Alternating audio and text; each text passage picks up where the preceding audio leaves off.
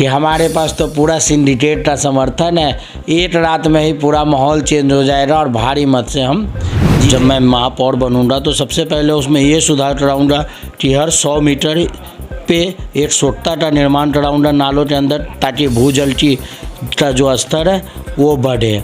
साथ ही साथ बहुत सारी चीज़ें हैं जिसको स्मार्ट सिटी के अंतर्गत ऐड कराने का। जब तक आप जनता के लिए नहीं सोचिएगा और उनके लिए कार्य नहीं कीजिएगा तो जनता कैसे आपके लिए सोचेगी।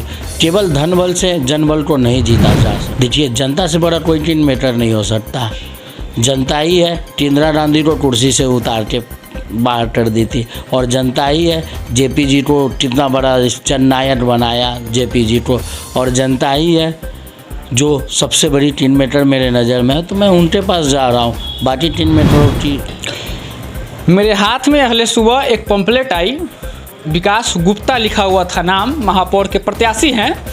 एक बड़ा अच्छा स्लोगन था इस पे, विकास आएंगे और विकास को लाएंगे। सोचा कि इस विकास को लाने का विजन को थोड़ा समझा जाए। चले आए विकास गुप्ता जी के पास, महापौर के प्रत्याशी हैं।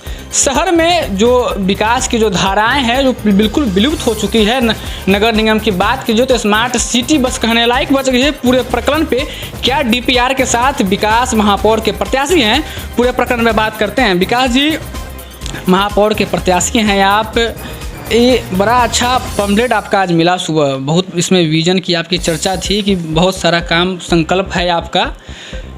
क्या कुछ विजन है शहर को स्मार्ट बनाने की? सबसे पहले आपके तमाम दर्शकों को मेरा नमस्कार। देखिए, मैं इसी शहर में पला बड़ा और यहाँ की जो समस्याएं हैं उनको झेलते हुए और अभी भी झेल रहा हूँ, बढ़ता हुआ आगे आया हूँ। मैंने देखा कि इस बार नगर निगम का जो चुनाव हो रहा है वो महापौर का चुनाव डायरेक्ट आम जनता के द्वारा हो रहा है। इसमें मैंने पहले इस चुनाव को आम नागरिक के नज़रिए से देखने की कोशिश की।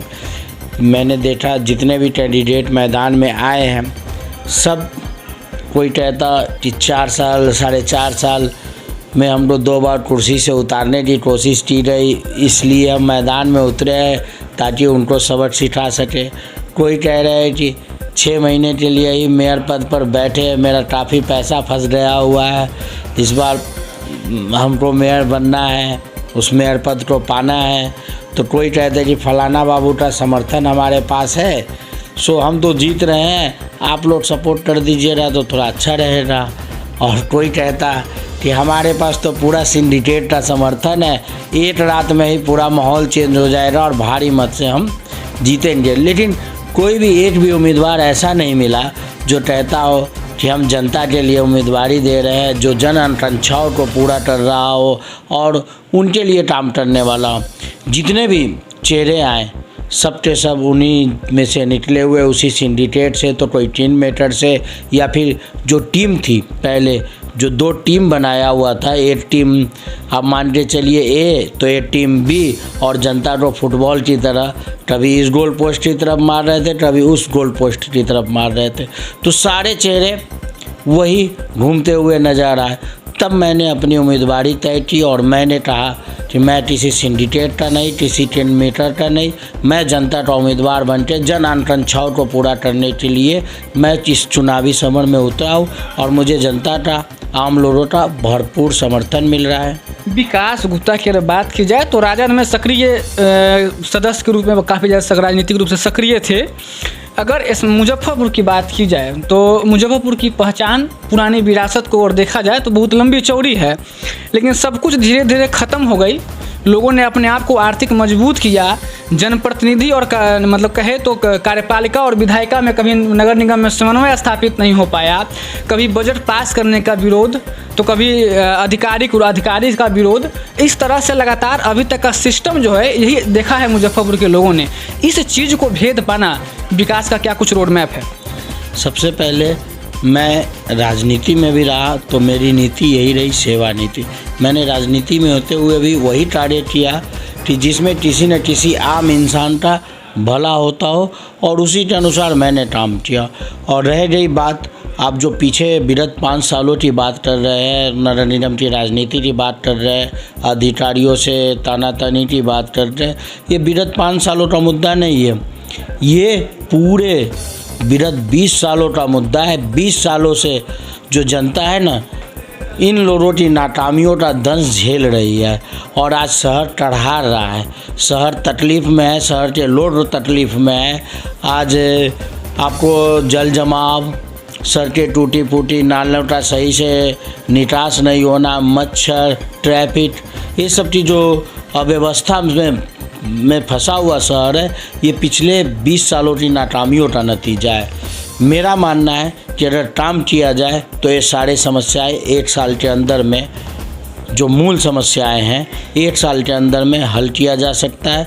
और इसके लिए मेरा पूरा प्रयास होगा और मैं जनता से वादा करता हूँ आपके माध्यम से भी कि अगर मुझे जनता मौका देती है तो इन सारी समस्याओं से, जल जमाव, जल के निकासी का, मच्छर से, इन और जो अव्यवस्थित टूटे फूटे नाला है, इनसे मैं 1 साल के अंदर में शहर को मुक्ति दिलाऊंगा। शहर में जब राजनीतिक रूप से लोग सक्रिय होते हैं, आगे बढ़ते हैं, तो किसी न किसी बड़े चेहरा का आशीर्वाद लेना बहुत ज़रूरी हो जाता है। अभी तक की स्थिति में शहर में ही देखते आ रहे हैं हम लोग।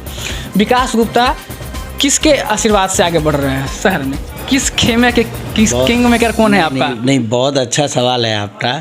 देखिए, जो राजनीति में होते हैं ना, उनको आशीर्वाद की, उनको चेहरों की ज़रूरत पड़ती है।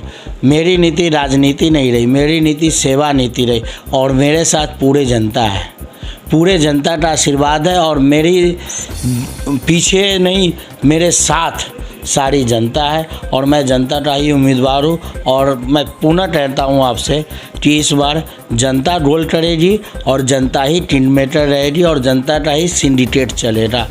और पूरा विश्वास है मुझे कि इस बार विकास के लिए विकास को ही चुनेंगे। बीते 5 साल की कार्यकाल पर चर्चा कर लेते हैं कि विकास जी क्या सोचते थे उस समय में। पूर्व में मेयर थे सुरेश जी, उसके बाद राकेश पिंटू बने। बिहार का पहला नगर निकाय जहां पे लगातार 3 बार अविश्वास का खेला हुआ, खूब पैसे बटे, रिकॉर्डिंग वायरल हुई।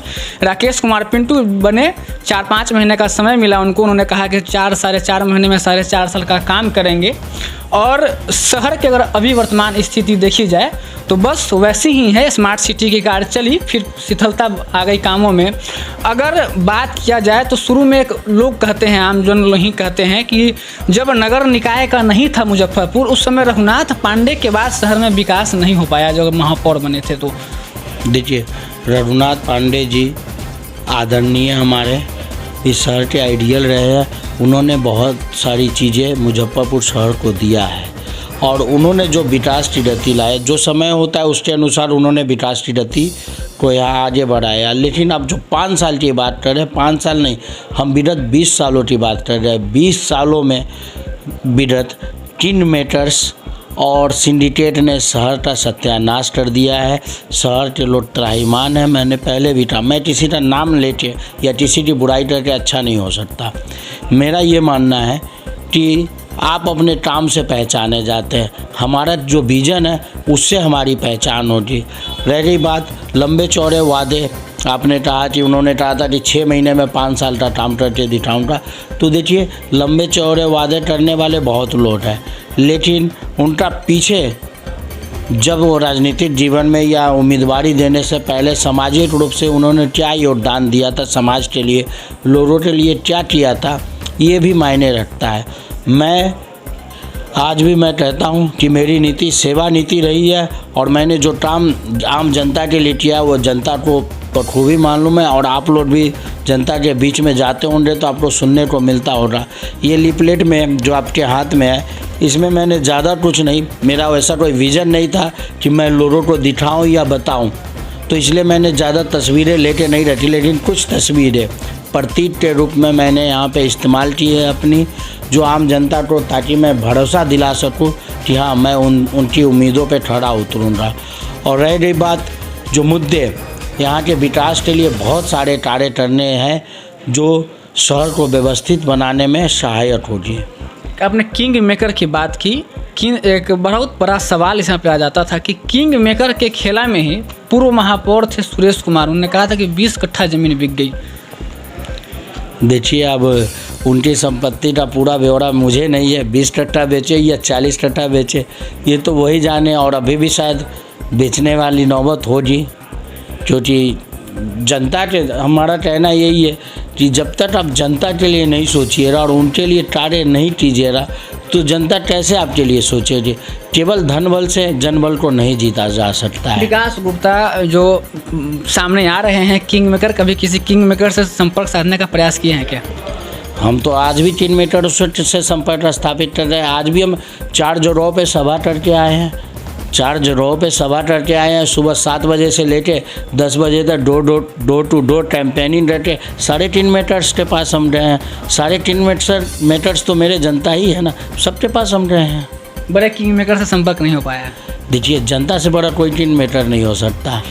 जनता ही है इंदिरा गांधी को कुर्सी से उतार के बाहर कर दी थी, और जनता ही है जेपी जी को कितना बड़ा जननायक बनाया जेपी जी को, और जनता ही है जो सबसे बड़ी किंग मेकर मेरे नज़र में है। तो मैं उनके पास जा रहा हूँ। बाकी किंग मेकरों की स्मार्ट सिटी में शहर आपका मशहूर है। आने वाले समय में विकास क्या देखते हैं कि मुजफ्फरपुर में क्या क्या संभावनाएं हैं विकास की?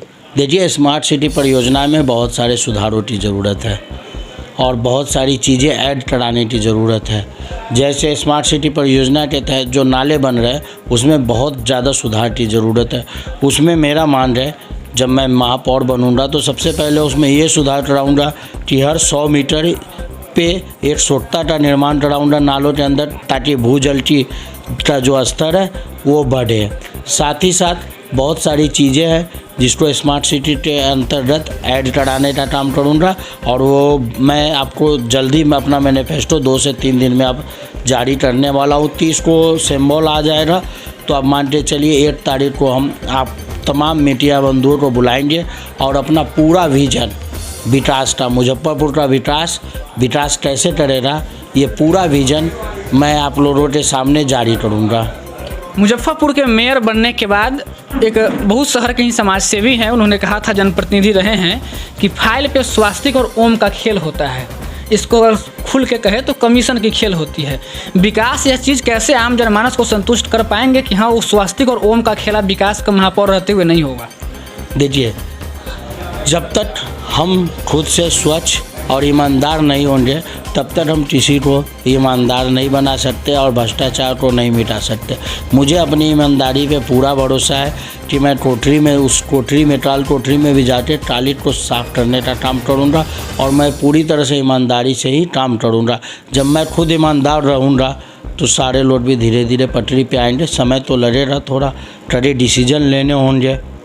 चलिए, तो विकास गुप्ता को सुन रहे थे। बातचीत कैसा लगा, क्या कुछ आपकी सवाल है, कमेंट बॉक्स में ज़रूर बताइएगा।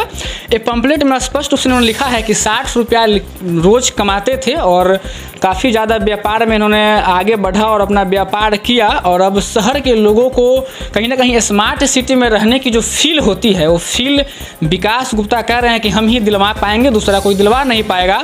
अब देखना बड़ा दिलचस्प होगा कि शहर के आम जनमानस जो इस पहली बार नगर निकाय चुनाव में वोट करेंगे, विकास को कितना समर्थन दे पाते हैं, विकास क्या जीतने के बाद जो इनका विजन है, जो रोड मैप है, उस पर कितना उतर पाते हैं, ये भी बड़ा सवाल ही खड़ा होगा। और आने वाले समय में आगे फिर बातचीत करेंगे विकास जी से, क्या कुछ रोड मैप और क्या कुछ इन्होंने विजन जो जारी करने वाले हैं प्रेस कॉन्फ्रेंस में, उस पर भी विस्तृत चर्चा होगी। कैमरे के पीछे सहयोगी हैं और गौरव के साथ मुजफ्फरपुर नाउ आप देख रहे हैं।